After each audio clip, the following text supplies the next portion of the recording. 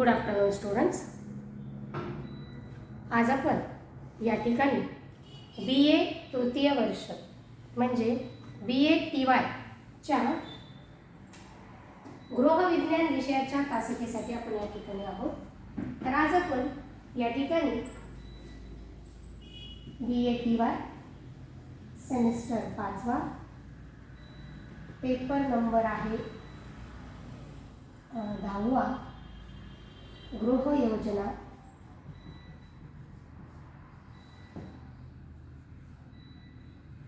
व आंतर सजावट.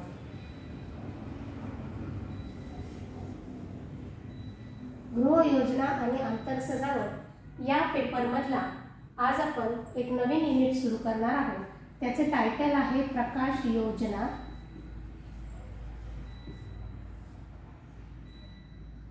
आणि वायू विजन.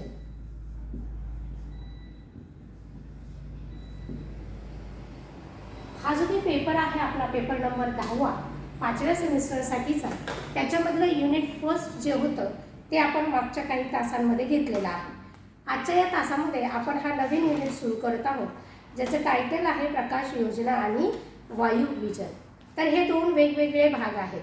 म्हणजे प्रकाश योजना हा वेगळा भाग आहे आणि वायू विजन हा वेगळा भाग आहे. प्रकाश योजना म्हणजे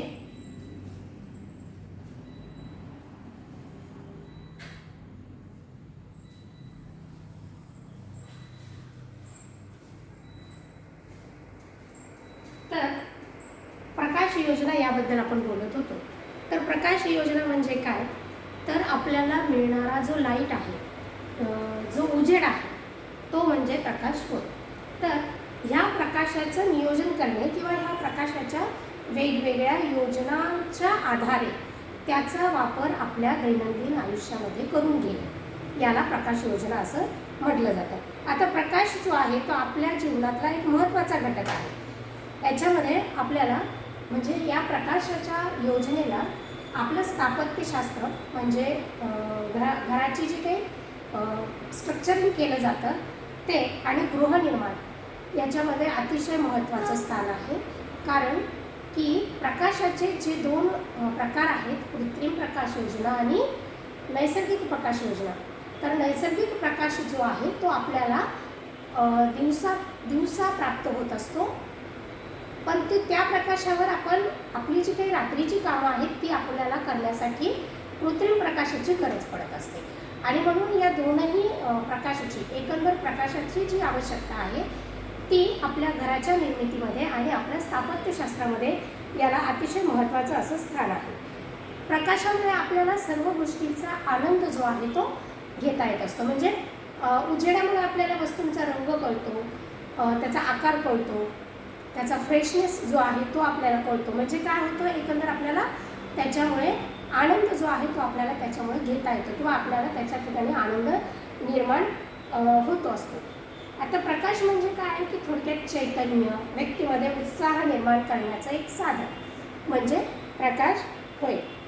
आता हा जो काही प्रकाश आहे तो केवळ फक्त आपल्यापुरता मर्यादित आहे का, म्हणजे फक्त मानव जातीलाच प्रकाशाची आवश्यकता आहे का, तर असं नसून सर्व मानवांना, प्राणीमात्रांना आणि जीवसृष्टीला या सगळ्यांना या प्रकाशाची अतिशय आवश्यकताही असते.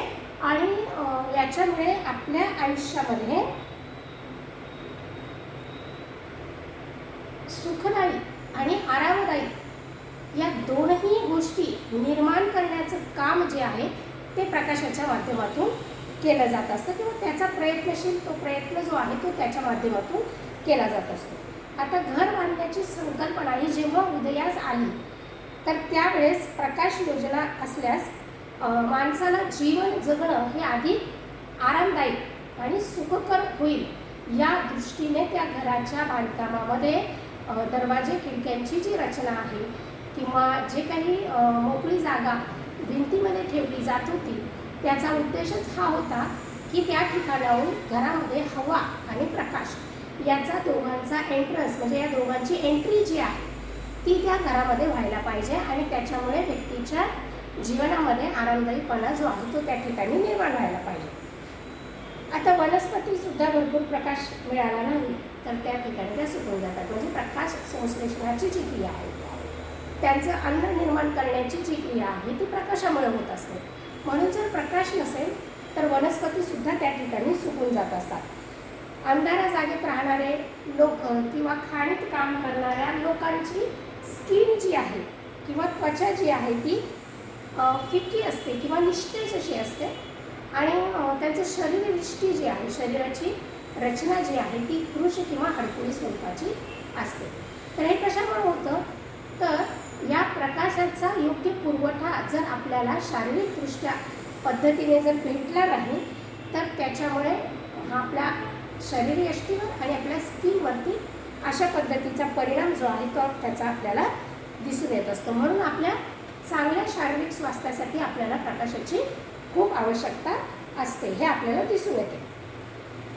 प्रत्यक्ष किंवा अप्रत्यक्ष सूर्यप्रकाश जो आहे तो आपल्याला लाल रक्तकणांच्या संचलनासाठी मदत करत असतो. लाल रक्तकण म्हणजे आपल्या रक्तामध्ये 2 प्रकारच्या पेशी असतात. तर त्यापैकी लाल रक्तकणाच्या ज्या पेशी असतात त्या निर्माण होण्यासाठी आपल्याला प्रकाशाची आवश्यकता त्या ठिकाणी असते. तसेच बॅक्टेरिया म्हणजे जे जीवाणू असतात ते नष्ट होण्यासाठी सूर्यप्रकाशाची आवश्यकता असते. आता साधारणपणे एक साधं उदाहरण जर आपण घेतलं तर की पावसाळ्यामध्ये पाणी पडतं म्हणजे पाऊस पडतो आणि त्याच्यामध्ये काही भाजीपाला म्हणजे कुठल्याही वस्तू अशा भिजतात. मग जर त्याच्यानंतर ऊन पडलं नाही तर त्या ठिकाणी फंगससारखा जो काही प्रकार असतो किंवा जीवजंतू जे आहेत ते त्या ठिकाणी वाढीस लागायला लागतात आणि मग त्याचा परिणाम असा होतो की ती भाजी खराब होणं किंवा तशा स्वरूपाचे जे काही आजार असतात ते आजार व्यक्तीला त्रासदायक ठरतात किंवा व्यक्तीला त्रास द्यायला लागतात. म्हणून हा प्रकाश जो आहे तो अशा जीवाणूंना मारण्यासाठी खूप महत्त्वपूर्ण अशी भूमिका जो आहे तो प्रकाश निभावत असतो. आणि म्हणून त्या काळापुरता किंवा काही काळासाठी प्रकाश जो आहे तो जर आला नाही म्हणजे पडला नाही, सूर्यप्रकाश जर पडला नाही तर त्या ठिकाणी जीवाणू जे आहेत ते जास्त प्रमाणात जिवंत राहू शकतात आणि उन्हामुळे हे मारले जातात. तसेच डास, माशा यांचे प्रमाण देखील उन्हामुळे कमी होते. आपण ज्या ठिकाणी काम करतो म्हणजे स्वयंपाक करतो, वाचन लिखाण करतो किंवा शिलाई मशीनवरती शिवणकाम करतो, भरतकाम करतो किंवा जे काम करण्यासाठी आपण आपल्या डोळ्याचा उपयोग करत असतो तर त्या कामाच्या ठिकाणावर जर योग्य प्रमाणात प्रकाश नसेल तर त्या ठिकाणी ती गोष्ट करण्यासाठी, ती गोष्ट पाहण्यासाठी आपल्या डोळ्याला ताण निर्माण होत असतो. म्हणून योग्य प्रकाशामध्ये जर आपण काम केलं तर आपल्या डोळ्याला ताण येत नाही आणि त्याच्यामुळे आपली दृष्टी देखील चांगली राहते. त्याच्यामुळे आपल्याला पुरेसा प्रकाश जो आहे तो आपल्या कामाच्या ठिकाणी असणे आवश्यक आहे. आपल्या घरातल्या प्रत्येक खोलीमध्ये आपल्याला प्रकाश हा योग्य प्रमाणात मिळायला पाहिजे. म्हणून त्या पद्धतीच्या दरवाजे खिडक्यांची रचनाही त्या घरामध्ये किंवा त्या खोलीमध्ये असली पाहिजे की जेणेकरून दरवाजे खिडक्यांमधनं येणारा जो प्रकाश आहे तो आपल्याला काम करण्यासाठी दृश्य स्वरूपामध्ये स्पष्ट दृश्य देण्यासाठी की ज्याच्यामुळे आपल्या डोळ्याचा ताण जो आहे तो त्या ठिकाणी कमी होईल. तसेच दरवाजे खिडक्या जे आहे प्रत्येक खोलीला एक तरी दार किंवा खिडकी असायला पाहिजे. साधारणपणे ह्या दरवाजे खिडक्या ह्या बाहेरच्या बाजूने उघडणाऱ्या असल्या पाहिजे म्हणजे भरपूर प्रकाश आणि भरपूर हवा ही त्या खोलीमध्ये एंटर करते.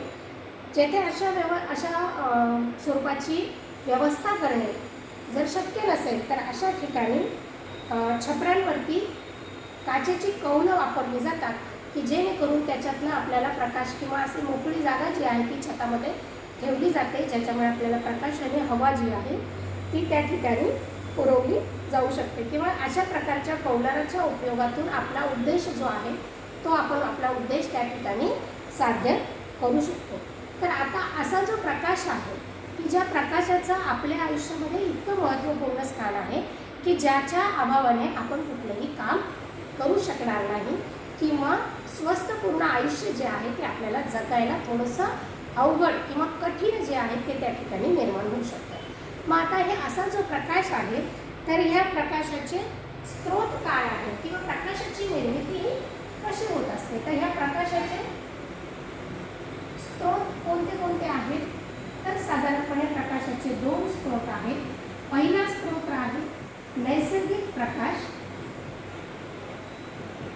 आणि दुसरा स्रोत आहे कृत्रिम प्रकाश.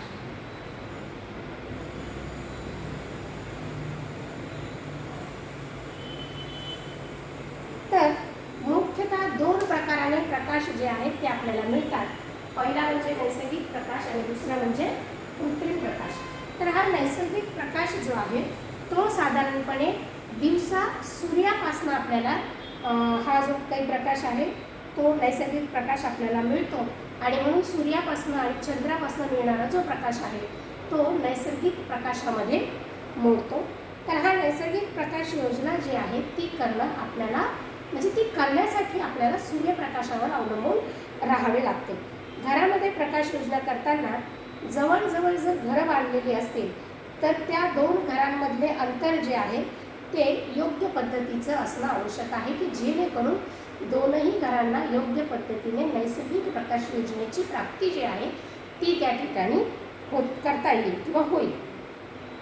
नैसर्गिक प्रकाश हा साधारणपणे सर्व ठिकाणी सारख्या प्रमाणामध्ये असतो, परंतु प्रत्यक्ष खोलीमध्ये हा जो काही प्रकाश आहे तो दरवाजा खिडक्यांच्या माध्यमातून आतमध्ये प्रवेश करत असतो. तर या दरवाजे खिडक्यांची संख्या, त्याचा आकार आणि त्याची दिशा या 3ही गोष्टी ह्या प्रकाश योजनेवरती परिणाम करत असतात. म्हणजे किती प्रमाणात प्रकाश खोलीमध्ये किंवा घरामध्ये येईल ही गोष्ट जी आहे ती दरवाजे खिडक्यांची जागा म्हणजे दिशा, त्याचा आकार आणि त्याची संख्या या 3 गोष्टींवरती हा जो काही नैसर्गिक प्रकाश आहे हा अवलंबून राहत असतो. दरवाजा खिडक्यांची जर संख्या पुरेशी असेल तर साधारणपणे याचं काय प्रमाण असतं किंवा काय याचं हे आहे क्षेत्रफळ जे आहे ते कशा पद्धतीने मोजलं जातं तर साधारणपणे सटई क्षेत्राच्या 1.5 इतकं खिडक्यांचं क्षेत्रफळ जे आहे ते राहिलं पाहिजे. म्हणजे एकंदर जो काही प्लॉट आहे त्याच्या 10% आपल्या खिडक्यांचं माप जे आहे ते त्या ठिकाणी असलं पाहिजे. खिडक्या या साधारणपणे पूर्व, पश्चिम आणि दक्षिण दिशेला असल्या पाहिजे. पूर्वेकडनं सूर्य उगवतो, पश्चिमेकडे तो मावळतो. तर म्हणून सकाळचा प्रकाश आणि संध्याकाळचा प्रकाश या दोनही प्रकाशांच्या प्राप्तीसाठी पूर्व आणि पश्चिम आणि दक्षिण दिशेला जर खिडक्या असतील, दरवाजे असतील तर त्या ठिकाणून जास्तीत जास्त प्रमाणात आपल्याला सूर्यप्रकाशाची प्राप्ती जी आहे किंवा नैसर्गिक प्रकाशाची प्राप्ती जी आहे ती आपल्याला त्या ठिकाणी होऊ शकते. खोलीमध्ये भरपूर प्रकाश येण्यासाठी खिडकीजवळ आणि बाहेरच्या बाजूने मोठाली झाडे किंवा मोठाले बिल्डिंग्स जे आहेत त्या असता कामा नये. कारण की त्या जर तिथं असतील तर त्या ठिकाणी आपल्याला सूर्यप्रकाशाच्या प्राप्तीसाठी अडथळा जो आहे तो त्या ठिकाणी निर्माण होऊ शकतो. आणि साधारणपणे भिंतीला गडद रंग देऊ नये, कारण की गडद रंग जे आहेत ते प्रकाश शोषून घेतात, ते परावर्तित करत नाही. तर पांढरा रंग काय करतो की तो शोषून न घेता प्रकाश परावर्तित करतो आणि त्याच्या परावर्तनामुळे त्या प्रकाशाची जास्तीत जास्त प्राप्ती जी आहे ती खोलीमध्ये मिळत असते. म्हणून साधारणपणे छतांना आणि भिंतीला फिक्के कलर किंवा शक्यतो पांढऱ्या रंगाचा वापर जर केला तर त्याच्यामुळे योग्य प्रमाणात प्रकाशाची प्राप्ती जी आहे ती आपल्याला मिळू शकते. आणि म्हणून साधारणपणे छताला पांढरा रंग दिला जातो, कारण की प्रकाश जरी पांढऱ्या रंगावरती पडला तरी तो परावर्तित होऊन आपल्याला त्याची प्राप्ती जी आहे ती होत असते. आणि उलट जर आपण डार्क रंगाचं छत केलं तर तो प्रकाश परावर्तित करत नाही, तर तो रंग जो आहे तो प्रकाश शोषून घेत असतो, म्हणजे तो ओढून घेत असतो. आणि मग त्या ठिकाणी आपल्याला अंधारल्यासारखं किंवा अंधार आहे असं त्या ठिकाणी आपल्याला भासतं किंवा दिसत असतं. आता याच्यानंतर आहे कृत्रिम प्रकाश योजना. म्हणजे नैसर्गिक प्रकाश बघितला आपण, आता कृत्रिम प्रकाश म्हणजे काय नेमकं तर कृत्रिम प्रकाश जो आहे तो साधारणपणे आता नैसर्गिक प्रकाशाचा फायदा जो आहे तो आपण संपूर्ण दिवसभरातील 24 तास घेऊ शकत नाही किंवा घेता येत नसल्यामुळे आपल्याला कृत्रिम प्रकाशाची आवश्यकता जी आहे ती निर्माण झालेली आहे किंवा ती आवश्यकता आपल्याला भासते. अग्नीचा प्रमुख उद्देश जो आहे तो मुख्यतः उष्णता देणं, म्हणजे आपल्याला गरमी देणं किंवा उष्णता देणं हा त्याचा मुख्य उद्देश आहे. परंतु त्याच्यापासूनच पूर्वीच्या काळामध्ये प्रकाश मिळवण्यासाठी त्याचा उपयोग जो आहे तो केला जात होता. त्यानंतर प्रगती होऊन मशाली, तेलाचे दिवे, मेणबत्ती आणि नंतर रॉकेटचे दिवे अशा पद्धतीने साधारणपणे प्रकाश प्राप्तीचा जो काही कृत्रिम स्रोत आहे, कृत्रिम प्रकाश जो आहे तो प्राप्त करण्यासाठी मानवाने धडपड जी आहे ती केलेली आहे. साधारणपणे सुरुवातीला कुठल्या तरी लाकडाच्या खोलगट भागामध्ये प्राण्यांच्या चरबीला जाळून उष्णता म्हणजे प्रकाश निर्माण, म्हणजे सुरुवात ही उष्णतापासून झाली, उष्णता निर्माण केली गेली आणि त्या उष्णतेच्या प्राप्तीसोबतच तिथे जो काही प्रकाश पडला किंवा तिथे जो काही उजेड पडला त्याच्यामुळे मग दिवे लावण्याची प्रथा जी आहे किंवा दिव्याचा वापर हा प्रकाशासाठी, त्याच्यासोबत मग मशाली, त्याच्यानंतर मेणबत्ती आणि नंतर रॉकेटचे दिवे अशा पद्धतीने याचा जो प्रवास आहे, कृत्रिम प्रकाशाच्या प्राप्तीचा जो प्रवास आहे तो अशा पद्धतीने पुढे पुढे सरकत गेला. साधारणपणे 1875 थॉमस एडिसन यांनी विजेच्या दिव्याचा म्हणजे बल्बचा शोध जो आहे तो थॉमस एडिसन यांनी 1875 लावला आणि त्यावेळेस बल्बमध्ये कार्बन फिलामेंट म्हणजे ह्या गोष्टीचा वापर, म्हणजे कार्बन फिलामेंटचा वापर जो आहे तो त्यावेळेस बल्बमध्ये केला जात होता आणि त्याच्यामुळे विजेचा खर्च जो आहे तो वाढत होता. म्हणजे तो बल्ब वापरला तर लाईट बिल जे आहे ते जास्त प्रमाणात त्या ठिकाणी येत होतं. बाकी सर्व साधनांमध्ये बल्ब जो आहे तो आपल्याला जास्त प्रकाश देत होता आणि तो जास्त सोयीचा किंवा अधिक सोयीचा असल्यामुळे त्याची मागणी जी आहे ती त्या काळामध्ये वाढली होती. त्याच्यानंतर पुढे 1906 टंगस्टन धातूने, म्हणजे टंगस्टन नावाचा धातू जो आहे त्याच्यापासून फिलामेंट निघाले आणि हे तुलनेने कमी खर्चात बनत होते आणि नंतर फ्लोरोसेंट ट्यूबचा वापर जो आहे तो केला जाऊ लागला आणि या ट्यूबचा प्रकाश जो आहे तो साधारण दिवसाच्या प्रकाशासारखा भासत होता. म्हणजे दिवसाच्या प्रकारासारखा तो ट्यूबलाईटचा प्रकाश जो आहे तो दिसत होता. परंतु आता आजकाल CFC बल्ब याचा उपयोग जो आहे तो केला जातो आहे आणि आता या आधुनिक साधनांच्या किंवा आधुनिक गोष्टींच्या वापरातून दिवसासारखा प्रकाश रात्री प्राप्त होतो आणि त्याचं खर्च देखील जो आहे तो आता कमी करण्याच्या दृष्टीने जे काही वेगवेगळे शोध लागलेले आहेत त्याच्यामुळे हा विजेचा खर्च देखील आता कमी होतो आहे किंवा त्याच्यामध्ये देखील बचत होते आहे. तर साधारणपणे ही कृत्रिम प्रकाश योजनेची साधनं. आता नैसर्गिक प्रकाश योजनेची साधनं जी आहेत ते म्हणजे सूर्य आणि चंद्र. आता आपल्याला बघायचे कृत्रिम प्रकाश योजनेची साधनं कोणती कोणती आहेत. तर पहिला आहे तेलाचा दिवा,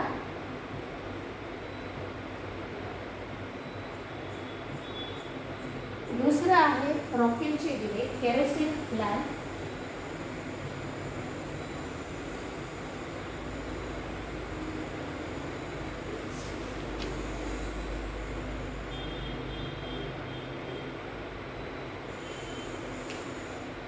तिसरा आहे गॅसचे दिवे,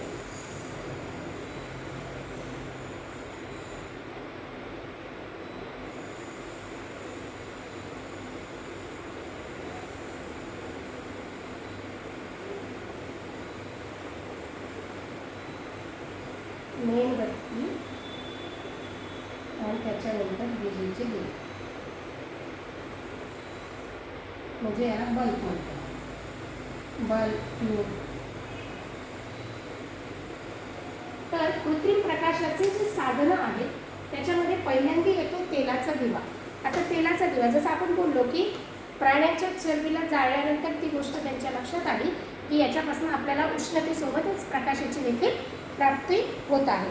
तर मग याच्यामध्ये समई, निरांजन अथवा पणतीमध्ये वनस्पतीचे तेल, मग ते कुठल्याही स्वरूपाचं असेल, याच्यामध्ये कापसाची वात ठेवून त्याला ज्वलित केलं जातं आणि केशाकर्षण प्रक्रियेमुळे म्हणजे तेल जे आहे ते वातीमध्ये शोषून घेतलं जातं आणि त्या वातीला जेव्हा आपण ज्वलित करतो तेव्हा ती जळायला लागते आणि त्याच्यापासून आपल्याला मंद स्वरूपाचा प्रकाश जो आहे तो आपल्याला त्या ठिकाणी दिसतो आणि याची जागा जी आहे म्हणजे मर्यादित जागेपुरता हा प्रकाश जो आहे तो आपल्याला दिसत असतो.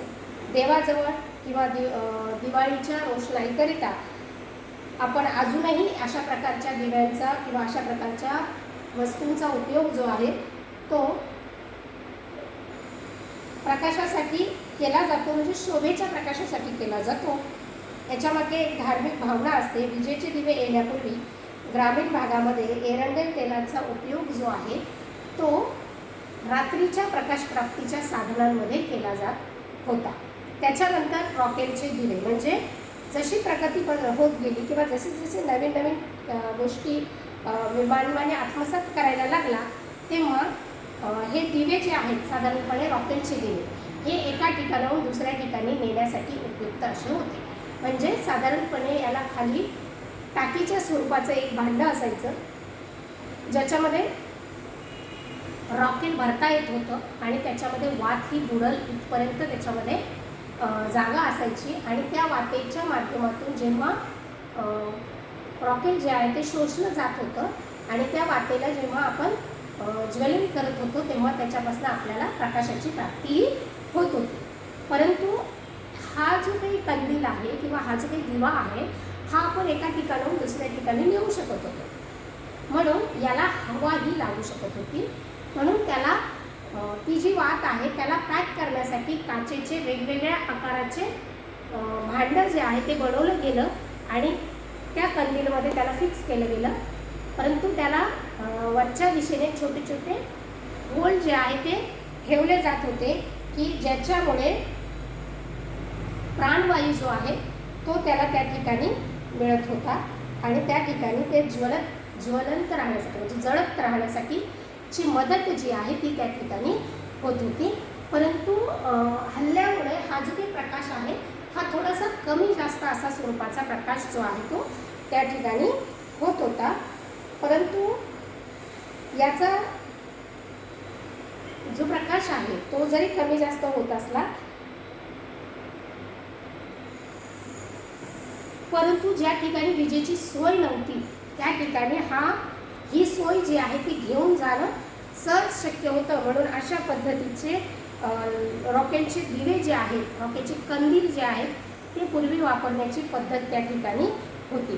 प्रखर प्रकाश जेव्हा व्यक्तीला वाटू लागलं की कंदिलाचा प्रकाश हा कमी पडतो आहे, आपल्याला याच्यापेक्षा आणखी जास्त प्रखर प्रकाशाची प्राप्ती करायला पाहिजे आणि म्हणून माणसाने पेट्रोमॅक्सचा शोध जो आहे तो लावला. म्हणजे पेट्रोमॅक्स दिवे जे आहेत ते त्या ठिकाणी वापरले जाऊ लागले. याच्या टाकीत देखील रॉकेलच वापरलं जात होतं आणि वर नळी जी आहे ती प्रथम गरम करायला लागायची आणि त्यानंतर त्याला पंप केल्यानंतर म्हणजे त्याला एका इन्स्ट्रुमेंटच्या साहाय्याने त्याच्यामध्ये हवा जी आहे ती हवा त्याच्यामध्ये भरली जात होती आणि स्टोव्हप्रमाणेच याच्या ठिकाणी गॅस तयार होऊन तो गॅस त्या नळीच्या माध्यमातून वरपर्यंत म्हणजे जिथे ते पेट्रोमॅक्सचं नेट लावलेली असते तिथपर्यंत ती हवा जी आहे तो गॅस जो आहे तो त्या ठिकाणी प्रोव्हाइड केला जात होता. आणि तो काही जाळीदार असलेला मॅटल जे आहे म्हणजे त्याला आपण एक भाग असा म्हणत होतो जो बनवलेला असायचा आणि त्याला मग काडीने जर पेटवलं तर मग तो जो काय आहे तो मॅटल गरम व्हायचा आणि त्या ठिकाणी पांढरा शुभ्र असा प्रकाश जो आहे तो पेट्रोमॅक्सच्या दिव्यामुळे प्राप्त होत होता.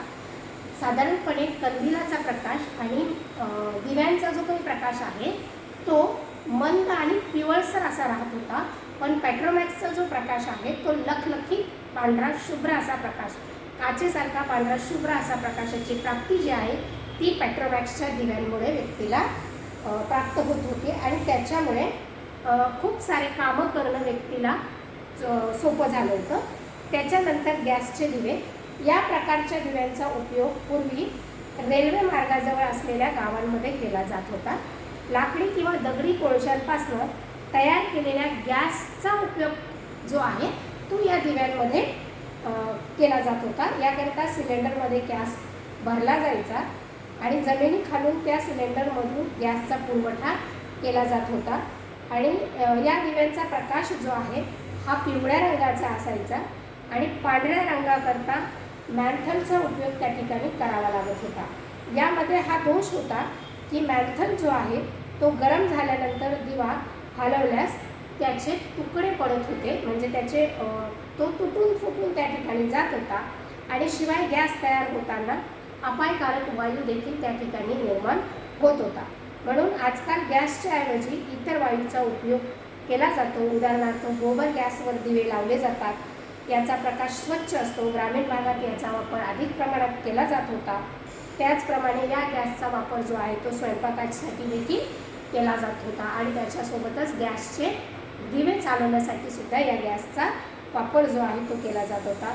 रॉकेल तेल किंवा गॅसचे दिवे लागल्यानंतर ते जळण्यासाठी प्राणवायूची गरज असते आणि ते जळत असताना धूर होतो व कार्बन डायऑक्साईड आणि कार्बन मोनॉक्साईड यासारखे अपायकारक वायू जे आहेत ते त्या ठिकाणी निर्माण होतात, जे की आपली हवा दूषित करण्याचं काम त्या ठिकाणी करत होते आणि शिवाय त्यांच्या प्रकाशामध्ये देखील एक प्रकारची मर्यादा जी आहे ती त्या ठिकाणी राहत होती. त्याच्यानंतर मेणबत्तीचा वापर देखील कृत्रिम प्रकाशासाठी केला जातो. फार पूर्वीपासून मेणबत्तीचा उपयोग जो आहे तो प्रकाशासाठी केला जातो. मेणापासून मेणबत्ती तयार केली जाते आणि ती साधारणपणे घन स्वरूपाची असते.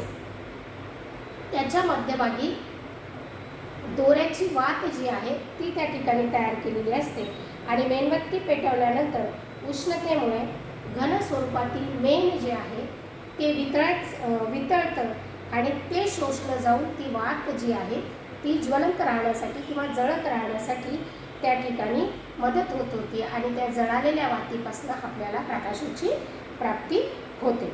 हा प्रकाशसुद्धा खूप शांत आणि मंद असतो, म्हणजे मर्यादित जागेपुरताच हा प्रकाश जो आहे तो पडत असतो आणि याशिवाय हा प्रकाश देखील स्थिर नसतो, कारण की हवा आली तर हा प्रकाश त्या ठिकाणी हलत असतो. त्यामुळे हा प्रकार देखील खूप सारा सोयीस्कर असा वाटत नव्हता. मेणबत्त्या ह्या लहान मोठ्या वेगवेगळ्या आकाराच्या उपलब्ध होत्या आणि उपलब्ध आहेत. साधारणपणे मेणबत्तीचे वजन हे 75 ग्रॅम असते आणि प्रत्येक तासात मेणबत्ती ही 7 ग्रॅम इतकी जळत असते. म्हणजे अशा पद्धतीने आपल्याला हे कृत्रिम प्रकाशाची साधनं जी आहेत ती आपण आता या ठिकाणी बघितली. त्याचं पुढचं जे साधन आहे ते म्हणजे विजेचे दिवे किंवा इलेक्ट्रिसिटीवर चालणारे जे दिवे आहेत याच्यामध्ये मग वेगवेगळ्या गोष्टी आहेत, जसं बल्ब आहे, फ्लोरोसंटचे बल्ब आहे. त्याच्यानंतर मग याच्यामध्ये कुठल्या स्वरूपाचं कोणत्या काळामध्ये कशा स्वरूपाचे बदल जे आहेत ते झाले आणि त्याच्यानुसार विजेची बचत ही कशा पद्धतीने केली जाते किंवा केली जाऊ लागली. म्हणजे सुरुवातीला जेव्हा थॉमस एडिसन यांनी साधारणपणे 1879 बल्बचा शोध लागला होता, त्याच्यानंतरच्या पुढच्या काळामध्ये त्याच्यामधला जो काही वायू आहे, त्याच्यामधला जे काही वापरले जाणारं घटक आहे याच्यामध्ये बदल करून त्याच्या प्रकाशाची प्रखरता, त्याच्यानंतर प्रकाश तयार करण्यासाठी वापरली जाणारी वीज, या सगळ्याच गोष्टींवरती वेगवेगळ्या स्वरूपाचे संशोधन होऊन याच्यामध्ये एक चांगल्या स्वरूपाच्या बदल जे आहेत ते पुढील काळामध्ये झालेले आहेत. तर आज आपण या ठिकाणी इतकंच बघितलं आहे की म्हणजे आपण बघितलं आहे की प्रकाश म्हणजे काय, नैसर्गिक प्रकाश आणि कृत्रिम प्रकाश. नैसर्गिक प्रकाशाचे स्रोत बघितले आणि कृत्रिम प्रकाशाचे स्रोत बघितले. फक्त आता हा जो शेवटचा स्रोत आहे विजेचा दिवा, हा आपण पुढच्या तासिकेमध्ये बघूया. तोपर्यंत थँक्यू.